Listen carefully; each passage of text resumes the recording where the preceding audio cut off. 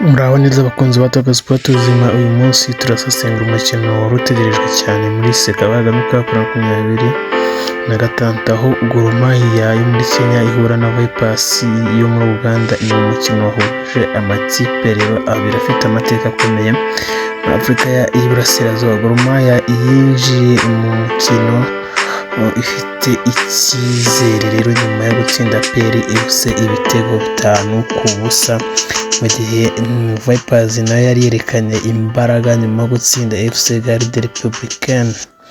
Ariko ikibazo nyamukuru ni kimwe: ninde ufite gahunda nziza y'umukino? Igice cya mbere turahera mu bice bya Gor Mahia ifitemo imbaraga, turakora build up ku mukino tugenda ndetse n'umusesenguzi wundi bwo hejuru. Turahera ku cya mbere, Gor Mahia imbaraga zikomeye mu busatirizi. Ariko mbere yaho kora like, share, comment, subscribe kuri Top Sport ubuzima. Hanyuma rero Gor Mahia ifite imbaraga hehe? Gor Mahia yagaragaje ko atari ikipe yaje muri Kigali kwitabira gusa irushanwa. Umutoza Charles Connor yashyizeho ikipe ikina umupira wihuta, ifite imbaraga mu gusatira no gukoresha amakosa y'abakinnyi bahanganye. Ikintu gikomeye Gor Mahia yakoze ni uguhatira Vipers gukinira inyuma, gukoresha impande zombi, kwihutisha umupira mu bice bya nyuma by'ikibuga. Iyo kipe ifite abakinnyi bashobora guhindura umukino mu kanya gato, rero ufite icyizere gikomeye. Icya kabiri, Vipers igipimo nyakuri cy'ubwirinzi, cyangwa se Vipers ikipe nziza mu bwugarizi. Rero Vipers ntabwo ari ikipe yoroshye, ni ikipe ifite uburambe mu mikino yo mu karere kandi yagaragaje ko ishobora gutsinda neza. Ikintu gitangaje kuri Vipers ni uburyo ishobora kubanza kudefanda neza cyane, guhindura umukino ikoresheje counter attack, gukoresha abakinnyi bafite ubuhanga hagati mu kibuga. Farouk Mia ni umwe mu bakinnyi bashobora kuzana impinduka kuko bafite ubushobozi bwo gufata icyemezo mu gihe gitoya. Icya gatatu, ahantu umukino washoboraga kunanirwa.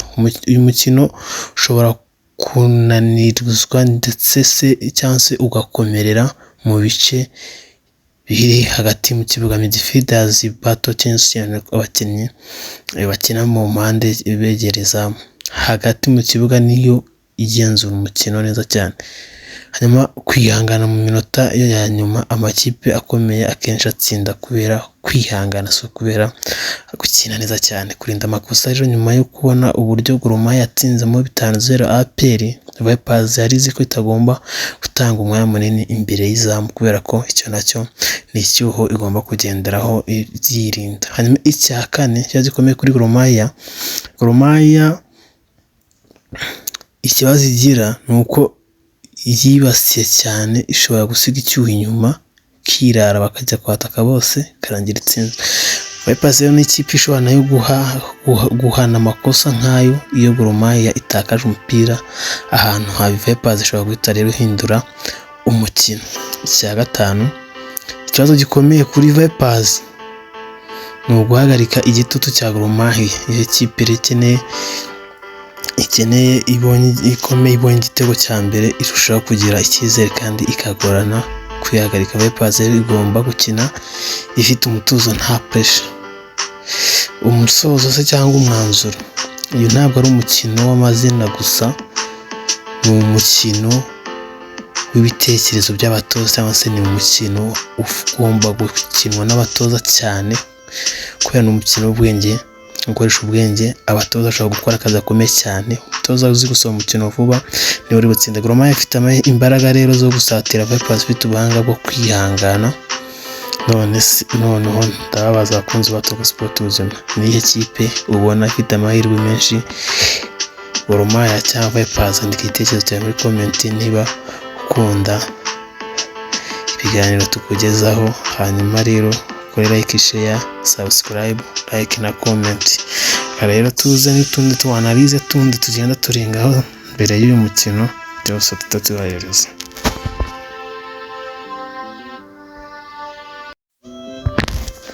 Hanyuma rero umukino ubanza kuko ni umukino wa kabiri mu itsinda, Vipers yatsinze Republicaine ibitego 3-0. Uretse ko byose yatsinze mu minota yo bita Faruku Mia, atsinze ku minota 15 ndetse mu 8, hanyuma rero watanga ku minota 15 igitego cye cya kabiri kabisa, ibitego 3-0. Igice cya mbere cyarangiye ari ibitego 3-0 bya Vipers, niko byanarangiye.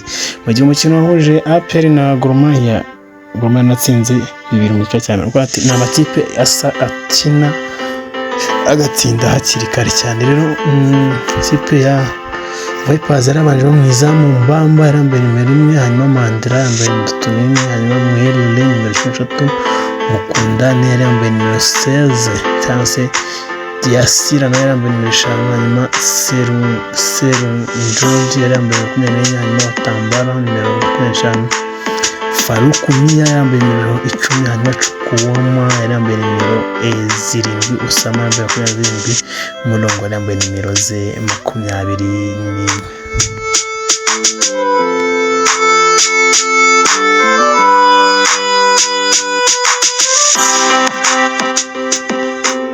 hanyuma abasimba harimo Denis Sikiganda, hanyuma Jacques Komeshek, Derek Ndairo, Rogers Tolachi, Patrick Mbowa, hanyuma Martin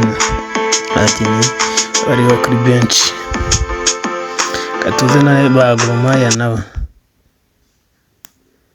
Ikipe ya Gor Mahia nayo yabanjemo Brian Omondi, Daniel Sakari, Siraj Mohamed, Mike Kibwage, Frank Odiambo, Alpha Onyango, Enoch Machaka, Jackson Doange, Patrick Esombe, David Okoto, Paul Okote. Okote. Hanyuma bari ku ntebe Simba ari Katasi Bandi, Ebenezer, Juma Onyona, Lizre, Stanley Sharif, Musa Asifuahi Emma. Abangaba ariko abakinnyi yabanjemo ikipe ya Gor Mahia. Hanyuma rero prediction yanjye kandi turebe uko urutonde gatatu twazana prediction. Hanyuma rero ikipe ya mbere ni Gor Mahia nk'ibisanzwe amatatu atizigama ibitego 5, Vipers na kabiri ifite amatatu sigamye ibitego 3, hanyuma FC Garde Republicaine ni kurikira ya nyuma ifite umwenda w'ibitego 3 n'amanota 0, hanyuma APR FC ni ya nyuma umwenda w'ibitego 5. N'ikipe rero ikipe ziri guhura zose zaratsinze. Ikipe ya Gor Mahia yatsinze ibitego byayo ibitego bya 5, iramutse yatsinze itekera mwanya mwiza, na Vipers nashaka kugumya iriye ko yazamuka. Hanyuma APR FC nayo niyo kipe niyo na Garde Republicaine nayo ziri mu kipe zatsinzwe. Prediction yanjye izigenduka Gor Mahia ishobora gutsinda ibitego nka 3-1 cyangwa se 3-0, noneho 3-1 2-1 kuko harabonekamo over 1.5 na 2.5 tazigihinduka. Kuri like, share, subscribe, ciao, la vista.